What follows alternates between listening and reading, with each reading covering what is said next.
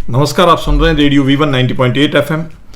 और आज हमारे स्टूडियो में सुपरिटेंडेंट पुलिस जालोर श्री ज्ञान चंद्र यादव साहब हैं। सबसे पहले तो हमारे स्टूडियो में यादव साहब आपका स्वागत है। Thank you. रेडियो V1 90.8 को धन्यवाद देता हूँ। सर, पुलिसिंग की ड्यूटी जो है वो थैंक्स लेस जॉब है और इतना बड़ा जालोर जिला जिसको आपने अभी हाल ही में तो आपने इलेक्शन संपन्न करवाए और लगभग 3 जिलों का यहाँ पूरी रही और नफरी कम होने के बाद भी इतनी अच्छी आपने पुलिसिंग की सेवा दी, किस तरह से मैनेज कर पाते? मैं ये बताना चाहूँगा कि जो हमारी पुलिस की टीम है जी, और पुलिस एक टीम भावना के रूप में काम करती है, तो हम कम संसाधनों में भी अत्यधिक रिजल्ट दे सकते हैं और वो हमने कर दिखाया है। गत 4 महीने से मैं करीब यहाँ पोस्टेड हूँ और उसके दौरान हमने अवैध मादक पदार्थों के खिलाफ, अवैध शराब और अवैध खनन के खिलाफ ज़बरदस्त कार्रवाई करते हुए पूरी टीम ने अच्छे रिजल्ट लिए और शांतिपूर्ण निष्पक्ष चुनाव करा के हमने जालोर की एक नई मिसाल कायम आपने की है। तो वैसे तो जालोर जिला जैसे पूरे भारत लेवल में भी कई बार देखा जाए तो एक नशे के लिए बड़ा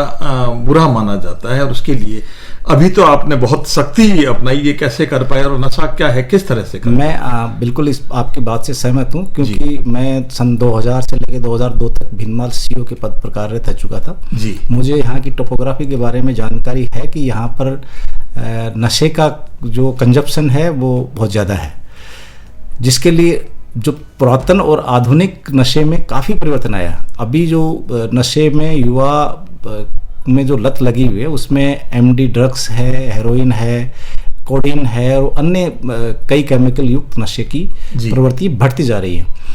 मैं इसमें 2 तरीके से कार्रवाई करने का मकसद रखता हूँ। पूरी टीम को हमारे को ब्रीफ किया हमने और प्रत्येक जो थाना है, CO है, वो अपने अपने इलाके में लोगों में जागरूकता पैदा करे, परिजनों में जागरूक करे, शैक्षणिक संस्थाओं के माध्यम से युवाओं को नशे में नहीं पड़ने के बारे में ब्रीफ करे और इनिशियल लेवल पे ही माता पिता को नशे के लिए क्या संकेत मिलते हैं बच्चों के बारे में, उनको माता पिता को भी जागरूक करें। दूसरा, हमने करीब 3.5 महीने के अंदर जालोर ज़िले में 45,000 के लगभग तो MD ड्रग्स की टेबलेट्स पकड़ी हैं, भारी मात्रा में अफीम पकड़ी है, डोडा पकड़ा है और इसके साथ में और भी अन्य कार्रवाइयाँ की हैं तथा जो तस्कर लोग हैं उनकी कमर तोड़ने के लिए हम न केवल इसे पकड़ने के साथ उनकी प्रॉपर्टी सीज करने का और उनको न्यायालय में सजा दिलाने का कार्य भी कर रहे हैं। सर, ये बड़े लंबे समय से चलता आ रहा था लेकिन इतनी दृढ़ इच्छा शक्ति केवल आपके इस काल में अभी अभी जब देख रहे हैं, हमेशा अखबारों में कहीं न कहीं शराब का, तस्करों का, ये तरह तरह के आपने जैसे नशे बताए हैं, ये किस तरह से संभव हो पाया? नफरी तो पहले भी कम थी, आज भी बिल्कुल। इसके लिए यह है कि मेरी जो पूरी टीम है, मेरे जो COs हैं, SHOs हैं, मैं पूरे स्टाफ के साथ में एक परिवार और टीम के रूप में थाने में जाके बात करता हूँ, उनको पहले ब्रीफ करता हूँ, तदुपरांत हम उसके लिए जनता में एक मैसेज देता हूँ कि आपकी सूचना को गोपनीय रखा जाएगा और सूचनाएं हमें जनता से काफ़ी मिली और जनता से सूचना मिलने वाले में तुरंत उन पर रिएक्ट करके कार्रवाई की ताकि जनता में विश्वास हुआ और जनता के माध्यम से हम इन लोगों के खिलाफ सख्त कार्रवाई की जा रही है। जैसा कि पुलिस के लिए कहा जाता है कि जो अपराधियों में भय और दूसरों में जो एक शांति का वातावरण, एक विश्वास का वातावरण आप पैदा करते हैं और अभी अभी हाल ही में आपने हर माह जो मीटिंगें होती है, जो आवाम से मिलने की आपने और हर वर्ग से आपने मिलने का जो प्रयास किया, क्या उससे कोई विशेष फर्क पड़ा? बिल्कुल। मैं ये चाहूँगा कि मैं एक बहुत ही साधारण और कृषक परिवार से आता हूँ और जालोर ज़िले में भी कृषि और ग्रामीण प्रवेश के अधिक लोग रहते हैं, तो यदि ग्रामीण प्रवेश के और मीडियम क्लास और छोटे शहर के लोगों को आप उनके खिलाफ हो रहे अपराधों के बारे में, उनके वातावरण में होने वाले अपराधों के बारे में ब्रीफ करेंगे तो वो पक्का मुझे विश्वास रहता है कि वो उसमें 50% लोग हमारी बात को सुनते हैं और उसके अनुसार अमल करते हैं और जो अपराधी होते हैं उनके बारे में सूचना देते हैं। गांव का व्यक्ति कभी नहीं चाहता कि मेरा आने वाला युवा पीढ़ी खराब हो जी, इसलिए वो पहले देखता है कि यार मुझे पुलिस अधिकारी द्वारा ये कहा गया है तो मैं एक बार सूचना देके देखूं उसको कि उस पर अमल होता है कि नहीं। अमल होता है तो तुरंत उसके ऊपर वो और उसमें सहयोग। इस कारण से हमने पुलिस, जनता और हमारे जो अधिकारियों की जो टीम है उसके साथ मिलकर हमने ये नशे के खिलाफ कार्रवाई की जा रही है। सरकारें चाहे किसी की भी रही हो, लेकिन उनका प्रयास रहता है कि आम आवाम तक जो पुलिस की जो सुविधाएं हैं, जो सुरक्षा की जो भावनाएं हैं, वो सरलता से पहुंचे। तो एक सामुदायिक पुलिसिंग करके आजकल एक जो आप चला रहे हैं कैंपेन, ये क्या चीज़ है? बिल्कुल, माननीय मुख्यमंत्री महोदय और हमारे पुलिस मुख्यालय और डीजीपी साहब का एक स्पष्ट संदेश है कि जनता के बीच में जाएं, जनता को जागरूक करें, जनता के माध्यम से उन जितने संसाधन उपलब्ध हैं उनका सहयोग लेके, जैसे हमारे CLG के मेंबर हैं, पुलिस मित्र हैं, ग्राम रक्षक दल हैं, हमारी सुरक्षा सखी हैं, उनके माध्यम से मिलकर आप पुलिसिंग के जो हाथ पांव नाक वगैरह हैं उनको आप गाँव तक फैलाएं, ताकि वहाँ पर पुलिस का एक प्रेजेंस महसूस हो।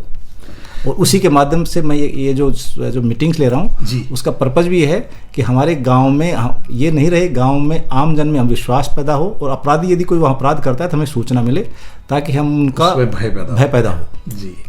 आवाम से आपका इतना राब्ता रहा, इतना आपने मिलना शुरू कर दिया, जैसे कि आपने बताया कि इस पद पर रहते हुए भी आप में जो अपने अंदर एक जो बैठा होता है, अंदर हमारी स्थानीय इस भाषा में कहा जाए, हमारे दर्शकों को और हमारे श्रोताओं को बताना चाहूँ, अपने अंदर का राम है उसको आपने नहीं मरने दिया। अपने अंदर जिस भाव को आपने, उस साधारण भाव को भी रखा। कैसे मेंटेन कर पाते हैं सर? नफरी कम है, लोग अपेक्षाएं ज्यादा रखते हैं, अधिकारों के लिए लड़ते हैं, कर्तव्य कोई अपनाता नहीं। मैं आपकी बात से सहमत हूँ और मैं आपको धन्यवाद भी प्रेषित करना चाहूँगा कि आज व्यक्ति अपने अधिकार के बारे में तो तुरंत बताएगा कि साहब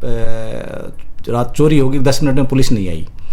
लेकिन उसका कर्तव्य ये नहीं है उसका कि दिन में कोई आदमी आवारा घूम रहा है, शाम को घूम रहा है, तो मैं उसको टोक के और पुलिस को उसके बारे में इत्तला करूं।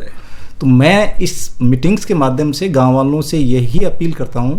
और मैंने बारंबार अपील की है कि आपके गांव में कोई भी संदिग्ध व्यक्ति, कोई भी किसी भी तरह का आप सामान बेचने वाला व्यक्ति, कोई भी साइबर क्राइम के संबंध में आपको लालच देने वाला व्यक्ति, आपके मोबाइल फ़ोन पे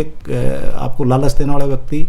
आपसे संपर्क करता है, तो आप तुरंत पुलिस को बताएं, तो वो पुलिस उस पर तुरंत एक्शन लेगी, तो वो आपके साथ क्राइम नहीं होगा। बहुत अच्छा वातावरण अभी आपने आके और एक क्रिएट कर दिया है। और जो जैसा कि हम तो बिल्कुल रेडियो के माध्यम से या आवाम से जुड़े रहते हैं, ज़मीन से जुड़े रहते हैं, तो ऐसा देखते हैं कि जो पुलिस का भय था वो थोड़ा सा आपने जो आम आदमियों में जो पुलिस से डरते थे या बात नहीं करते थे, कतराते थे, वो उन्होंने करना। महिलाओं के लिए क्या बताना चाहेंगे? कोई ऐसा नंबर या महिलाओं के साथ या बच्चियाँ जो छोटी है स्कूल में पढ़ती है उनके लिए क्या? मैं आपके V198 FM के माध्यम से ये अपील करना चाहूँगा कि हमने हमारे अभय कमांड सेंटर के माध्यम से हमारी जो कॉलेजेज स्कूलेज हैं वहाँ पर हमने 4 हमारी बाइक वाली महिला अधिकारी लगा रखी हैं, जो सादा वर्दी में रहती हैं और कभी उनको वर्दी में भेजते हैं, तो वो वहाँ पर महिलाओं में सुरक्षा का माहौल पैदा करने में काम करती हैं। दूसरा, जहाँ भी पार्क और जो स्टेडियम है वहाँ हमारे सादा वर्दी में आदमी रहते हैं, ताकि वो इस तरह की महिलाओं और बच्चियों के खिलाफ क्राइम करने वालों पर निगरानी रखें और उनके खिलाफ